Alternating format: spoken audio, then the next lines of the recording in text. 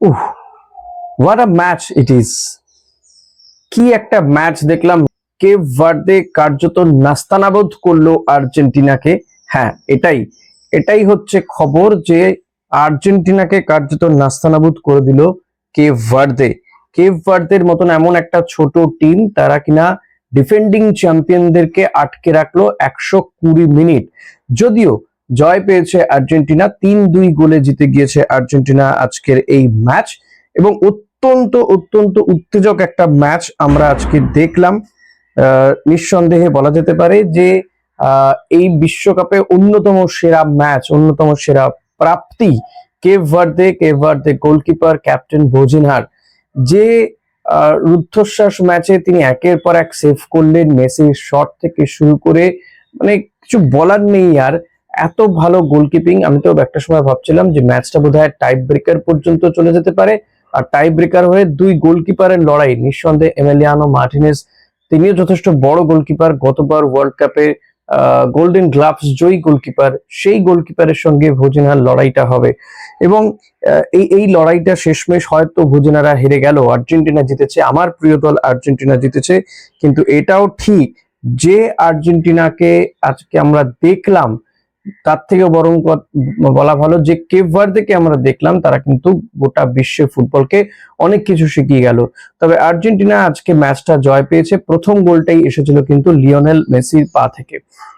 First half পর্যন্ত 1-0 গোলে এগিয়ে ছিল আর্জেন্টিনা। সেকেন্ড হাফে নেমে কিন্তু আর্জেন্টিনাকে গোল হজম করতে হয়।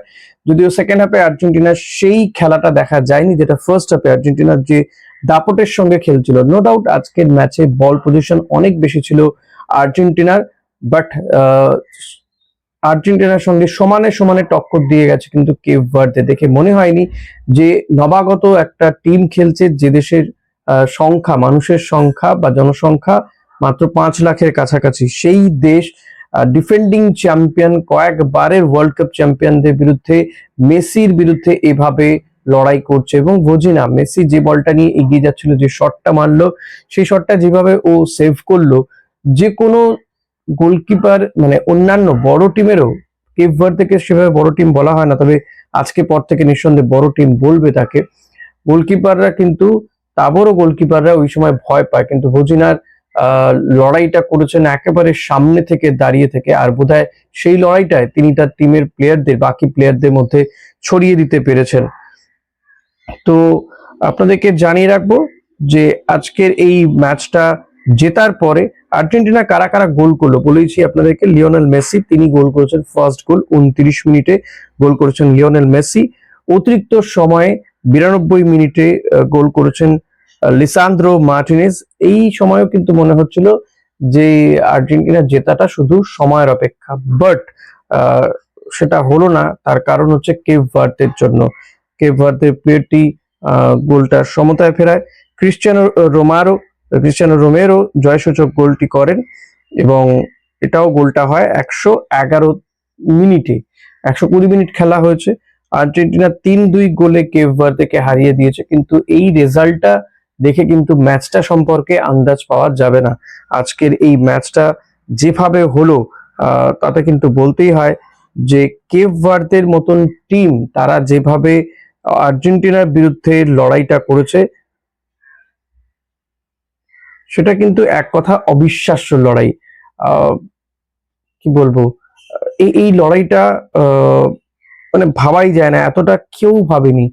কেপ ভার্দে নিজেরাও ভেবেছিল কিনা আমার সন্দেহ, তবে আমার মনে হয় ভোজিনা নিশ্চয়ই ভেবেছিলেন যে তারা এই লড়াইটা দেবেন, শেষ মুহূর্তে লড়াই করে যাবেন। কেপ ভার্দের হয়ে দেরিও দুয়ার্তে প্রথম গোলটা করেন, এবং সিডনি লোপস ক্যাব্রিয়েল অতিরিক্ত সময় দুর্দান্ত গোলটা করেন। যে কথাটা বলছিলাম যে এই ক্যাব্রিয়েল বা ক্যাব্রাল যাই বলুন না কেন, গোলটা করার পরে পরে সে চলে গিয়েছিল গ্যালারিতে, চলে গিয়েছিল বোধহয় তার গার্লফ্রেন্ড বা বউয়ের সঙ্গে দেখা করতে, এবং তাকে গিয়ে হাগ করতে। এবং তার জন্য কিন্তু মাঠে কিছুটা সময় হলো খেলাটা দেরি হলো। তবে এই মুহূর্তগুলো সত্যি কোথাও গিয়ে একটা অন্যরকম গুরুত্ব বা অন্যরকম ছবি তুলে ধরে। এটাই ওয়ার্ল্ড কাপ, এই ওয়ার্ল্ড কাপে অনেক কিছু হতে পারে, সেটা কিন্তু কেপ ভার্দে দেখিয়ে দিল। তারা যে লড়াইটা করলো, লিওনেল স্ক্যালোনিকে কিছুটা চিন্তায় রাখলো, আর্জেন্টিনার যে ডিফেন্স কারণ কেপ ভার্দে দেখিয়ে দিয়েছে যে আর্জেন্টিনার ডিফেন্স ভাঙা যায়, দুটো গোল করা যায়, এমিলিয়ানো মার্টিনেজকে পরাস্ত করা যায়, গোল করা যায়।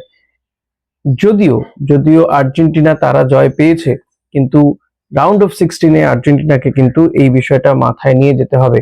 রাউন্ড অফ 16-এ আর্জেন্টিনার মুখোমুখি কে হবে সেটা আপনাদেরকে জানিয়ে দেবো, এক্ষুনি জানিয়ে দিচ্ছি। রাউন্ড অফ 16-এ আর্জেন্টিনার মুখোমুখি বা 7ই জুলাই আর্জেন্টিনার খেলা। সেক্ষেত্রে মিশর অস্ট্রেলিয়াকে টাই ব্রেকারে হারিয়ে শেষ 16-তে পৌঁছেছে। মিশর বা ইজিপ্টের সঙ্গে আর্জেন্টিনার খেলা পড়ছে। 7ই জুলাই হবে এই রাউন্ড অফ 16-এর খেলা। লড়াইটা কিন্তু মোটেই সহজ হবে না, এই লড়াইটাও আর্জেন্টিনার জন্য। মেসি বনাম মোহাম্মদ সালার মধ্যে এই লড়াইটা আমরা দেখতে পারবো। আকর্ষক উত্তেজনাময় আর একটা লড়াই হতে চলেছে রাউন্ড অফ 16-এ, এটা বলা যায়। স্পেন, পর্তুগাল, ব্রাজিল, আর্জেন্টিনার প্রত্যেকটা টিমই তারা পৌঁছে গিয়েছে, যদিও জার্মানি বিদায় নিয়েছে। তবে এখনো এই বড় টিমগুলো রয়েছে এবং পাশাপাশি মিশরের মতন টিমগুলো রয়েছে। তো আপনারা কেমন দেখলেন আজকের ম্যাচটা, সেটা অবশ্যই কমেন্ট করে জানাবেন। এবং আপনার কি মনে হচ্ছে যে পরবর্তী ম্যাচটা আর্জেন্টিনার জন্য কতটা কঠিন হতে চলেছে, প্লিজ আমাকে কমেন্ট করে জানাবেন। যারা ম্যাচটা দেখেননি তাদের জন্যই এই রিপোর্টটা করা। লিওনেল স্কালোনিকে মাথা রাখতে হবে, আর্জেন্টিনার ডিফেন্স যথেষ্ট আজকে ভুগিয়েছে। মলিনাদের সেভাবে খেলতে দেখা যায়নি। মেসিকে কিন্তু অনেকটাই আটকে রাখতে পেরেছিল কেপ ভার্দে, এটা বলা যেতে পারে। যেহেতু দিনের শেষে প্লেয়ারটার নাম মেসি, তাই সেখান থেকে সে যত বাধাই আসুক না কেন সে সেই বাধা পেরিয়ে যাবে। ফাঁক ফোকর গোলটাও করে দেয়, 29 মিনিটে গোলটাও করে দিয়েছিল। এবং যে গোলটা রোমেরো করলো, জয়সূচক গোলটা, সেটা কিন্তু মেসিরই অ্যাসিস্ট করা। মেসি কর্নারটা করলো, সেখান থেকে গোলটা হলো। ফলত মেসিকে নিয়ে চিন্তা না থাকলো এবং 120 মিনিট মাঠে থাকলো, সেটাও বড় ব্যাপার। কিন্তু সেটাও দেখিয়ে দিল যে তার ফিটনেস লেভেলটা কতটা হাই। তো সব মিলিয়ে এটাই বলবো, আর্জেন্টিনা জয় পেয়েছে। পরবর্তী রাউন্ড অফ 16-এর ম্যাচ 7ই জুলাই, আর মাত্র দুদিন পরেই মিশরের বিরুদ্ধে। তো এখন এই পর্যন্তই। ভিডিওটা ভালো লাগলে লাইক করুন, শেয়ার করবেন, চ্যানেল সাবস্ক্রাইব করবেন।